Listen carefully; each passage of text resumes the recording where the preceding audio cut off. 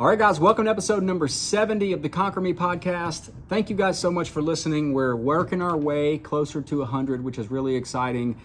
In this episode, we're going to talk about the power of daily habits. This is a big topic, something I love to talk about because it's changed my life as I've started to understand the power of daily habits and how they have a direct impact on the quality of my life, right? Your quality of your habits will dictate the quality of your life. You hear me say this about a lot of different things. The quality of your emotions will dictate the quality of your life. The quality of your words will dictate the quality of your life. The quality of your questions will determine the quality of your life. Well, the quality of your habits will certainly determine the quality of your life because your life is simply a collection of your daily habits. If we have poor daily habits, we're going to have a poor life. If we have good, productive, expansive habits, we're going to have a good, productive, expansive life.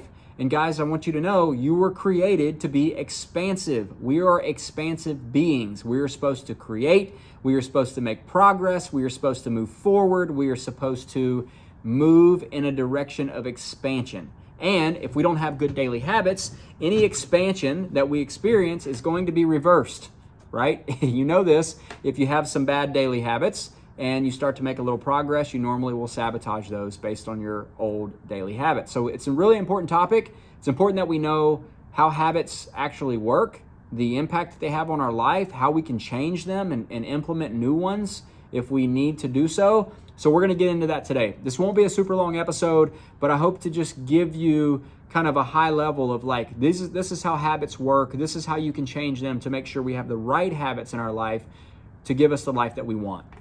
So a couple things to note before I jump into this. One is you are and I am operating about 50% of the time from habits, which is absolutely mind-blowing. So basically we're zombies. We are walking around unconscious about 50% of the time. So what that means is the things that we do on a daily basis, our brain is just automatically doing these things without us really knowing on autopilot about 50% of the time, which is freaking insane. So when you get up and you brush your teeth, and you grab your phone and you drink coffee and you drive to work and you wake up and you go, oh, wow, I'm at work. You guys have ever done that? Like I've done that. I've gone through the same routines and habits over and over and over again that I didn't even consciously really participate. It was almost like it was just happening on its own. And then I got to work and I'm like, well, how in the heck did I get to work? I don't even really remember the drive here because my mind was being occupied by some other thing because of what I was actually doing, driving to work, was such a habit that it required very little thought. Now that's important to understand because your brain is an energy burning machine. Okay. However, the purpose of the brain or like the goal of the brain, two things. One is to keep us out of danger. Two is to conserve energy. So the more it can rely on habits, the better, because a habit doesn't require a high level of energy because it can just do it based on repetition and habit without a lot of thought. Now, when we go to start trying to solve complex problems that require a lot of thought, or we're reading through a really difficult document, maybe a legal document or something like that, or we're playing a sport, or we're doing something that requires us to be physically present, mentally present, we're going to burn a lot of energy. So the brain, in terms of weight, only makes up about 2% of the human body. However, it consumes about 20% of the energy that we get, right? And so we all have different levels of energy based on the foods we're eating, the amount of sleep that we get, a lot of different variables, right? But at least 20% of that is being eaten up by our brain. And so if we can operate at a higher level based on habits, our brain will not use as much energy doing the mundane, menial things, and we'll have more energy to do other things. Now, this can work against us though, okay? So I want us to look at both sides. So when you think about habits, a lot of people think about, the habit of eating, stress eating, or the habit of smoking cigarettes, or, whatever the habit is. And when you look at those habits, there's three things that are happening. There's a trigger that happens or a cue, there's a habit, and then there's a reward. So the trigger or the cue is either external or internal. Maybe we see something, hear something, feel something, smell something. There's an environmental cue that causes us to participate in a habit because of a specific reward that we get. There's internal cues that happen that cause us to participate in a certain thing that gives us a reward. And this usually comes a lot of times just by accident, by chance. We something happens and we take an action and it produces a result and we go, oh, I kind of like that.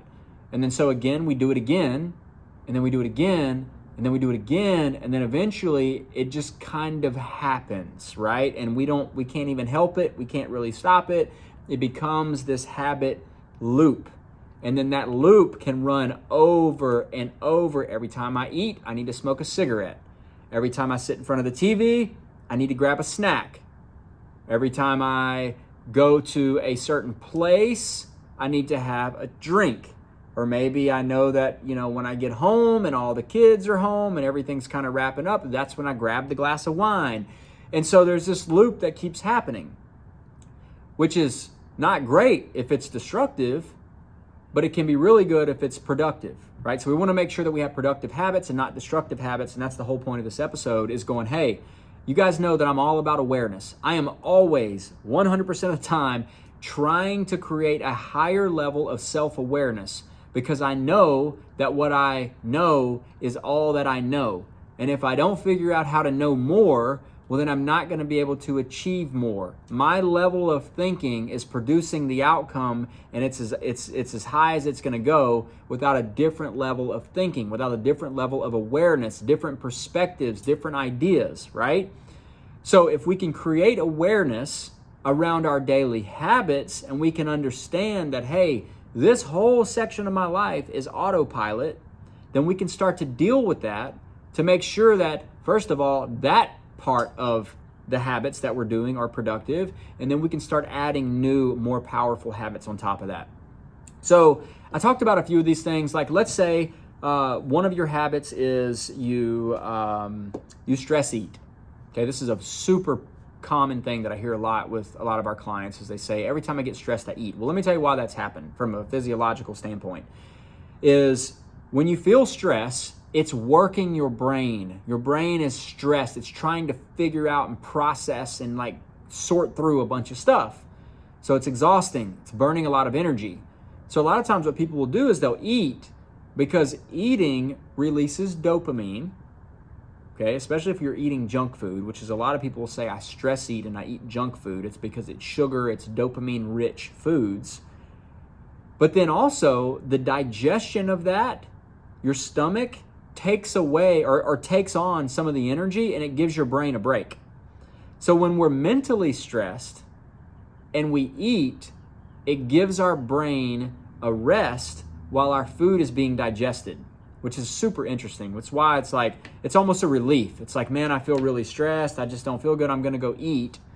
And then all of a sudden, you don't feel quite as stressed anymore, because you've got a combination of the dopamine that's being produced because you're eating. Then you've also got the digestion going on that's taking on or consuming some of the energy that was going to your brain previously. So that's why people do that. Now, what if we disrupted that? So we have the cue of stress. We have the habit of eating. We have the reward of feeling less stressed.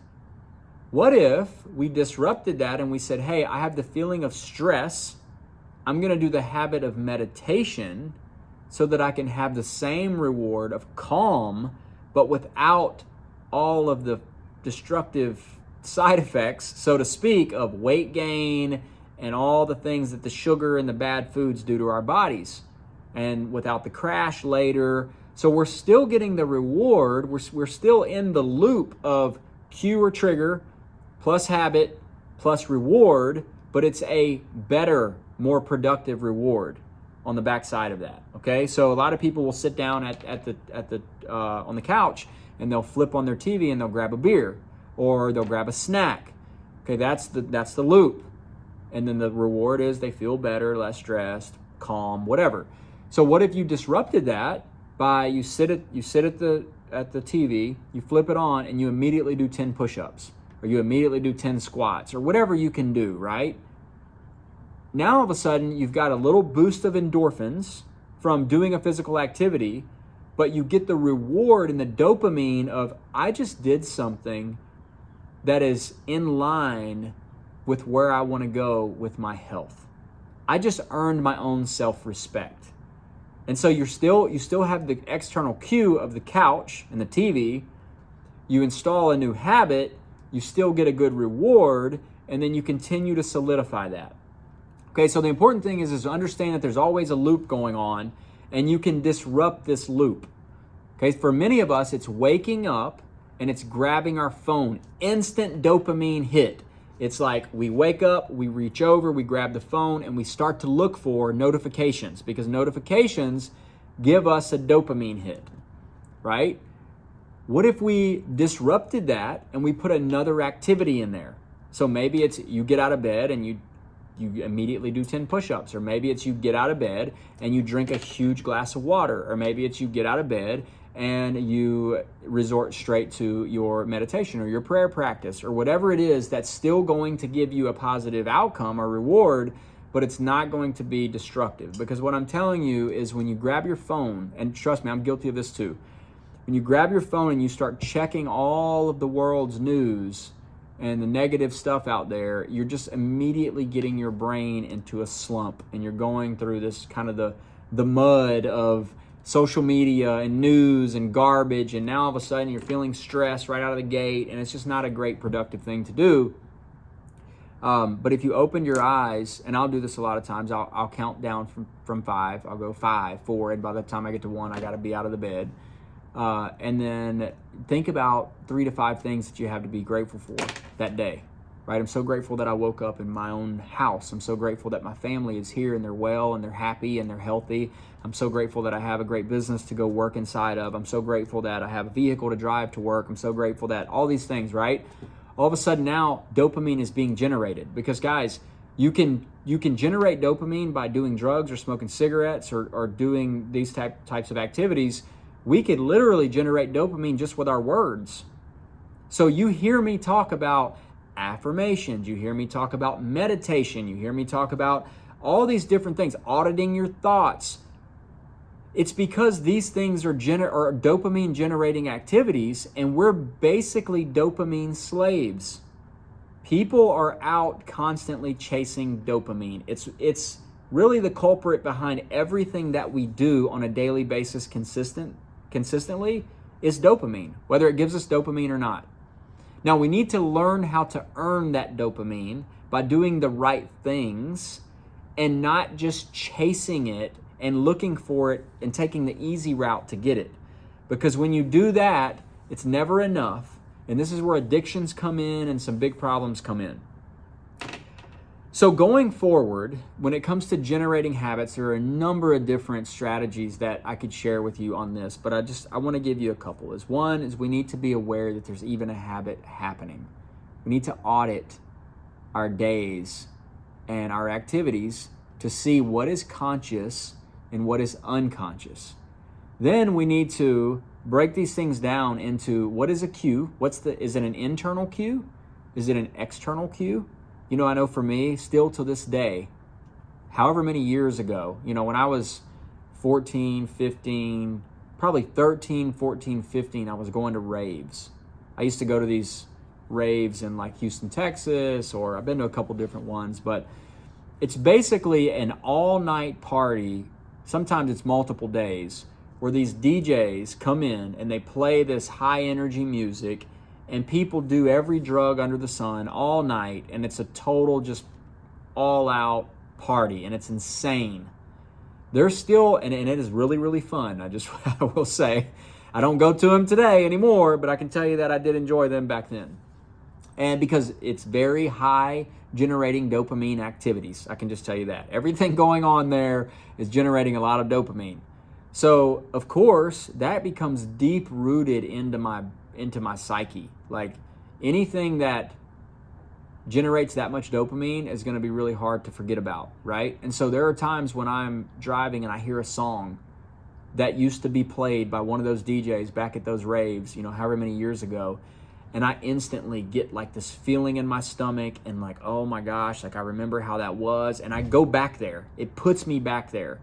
Now, back then, that would be enough to get me to go do a drug so that I could get the outcome of, or the reward of all the dopamine, the party, the fun, all the things. Now, of course, I don't do that these days, but it's amazing that years and years later, I still have that trigger, that cue.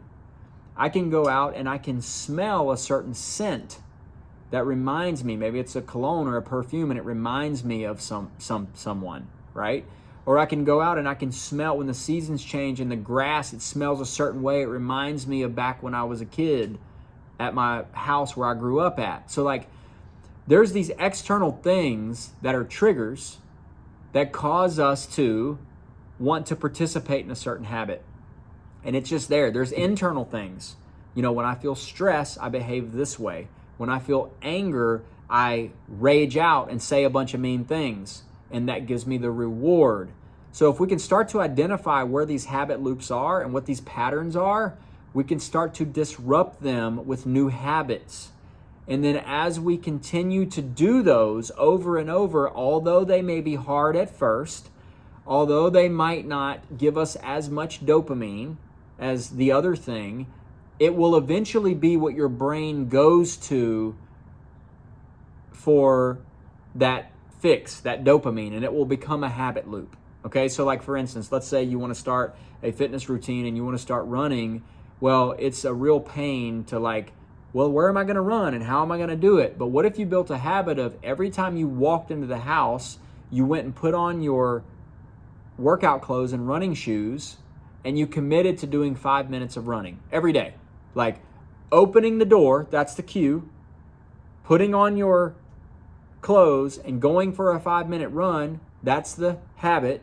And then the reward is the benefits from, you get the endorphins, you get the dopamine, and you're doing something that's building your health in a positive way. And that is super rewarding. Like you're earning your own self-respect. And if you do that every day, eventually what will happen is you'll go for a 10-minute run. And then you'll go for a 15-minute run. And then you'll find yourself where it's like, man, when I walk in the door, I subconsciously just walk to my running shoes and put them on and I go start running. Guys, this is how habits are built. And if you can grind it out for the first few weeks of just consciously doing it, eventually it will become unconscious. And when it becomes unconscious, that's when it gets super, super powerful. Because then it just kind of happens on its own, and then that's when you can go and build other good habits, and then go and build other good habits, and you continue to build your bank of good habits. Now, it works the other way too. If you take the path of least resistance, then we're going to have a bunch of habits that are not in line with where we want to go, and no matter what we do, no matter how hard we try, we're always going to end up back in a really bad place. So guys, it's important that we understand that 50% of what we're doing on a daily basis, roughly, is unconscious. It's on autopilot. It's based on habits, but we can change those habits if they're not serving us.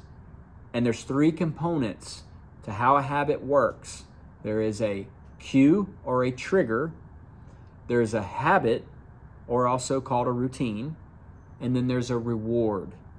So when we feel those cues, we need to implement a positive habit that's still going to give us a good reward, but it's going to put us in the right position to get where we want to go with our goals. Right now, there's some other great strategies I can share with you guys, like habit stacking, one of my favorite. If you're trying to build a habit and it's a simple habit, let's say it is, hey, instead of going to reach straight for coffee, I'm going to reach for a glass of water instead. First, then I can drink my coffee. So I automatically have a glass of water by the coffee pot.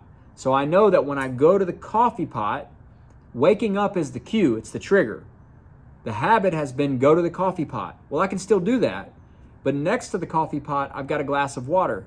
I drink that first, now I'm not dehydrated, then I get to drink my coffee. Now I'm stacking a positive habit. I'm putting something else, I'm injecting something into what was at one point maybe not the best habit. Well, what if we stack that? What if we put a glass of water and our supplements right next to that?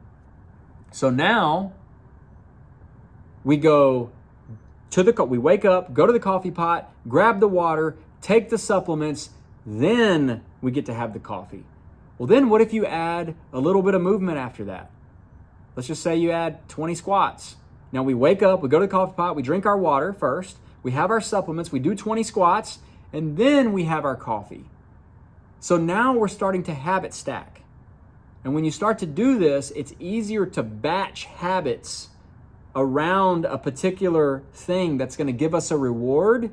Even if drinking the coffee is ultimately the reward that we're after, like that's kind of the thing that we're going to, if we put a bunch of other stuff there, we're going to start to identify that reward with this other stuff, not just with the coffee. Okay, now coffee's not a bad thing. There's nothing wrong with drinking coffee. I'm just using that as an example.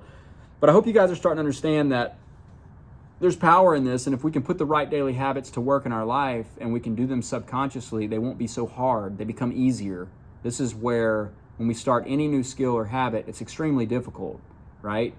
But over time, if you continue to do it over and over and over again and you attach a reward to that thing, then your brain will start to put it in kind of a loop. You'll generate a habit loop. It won't require as much energy and it'll start to become second nature, and that's when we're really cooking. So guys, I hope you enjoyed this episode. A brief overview of the power of your daily habits. If you enjoyed this, share it. Give me a 5-star review. I would greatly appreciate that. It helps me get the word out. And until next time, we'll see you guys. Thanks.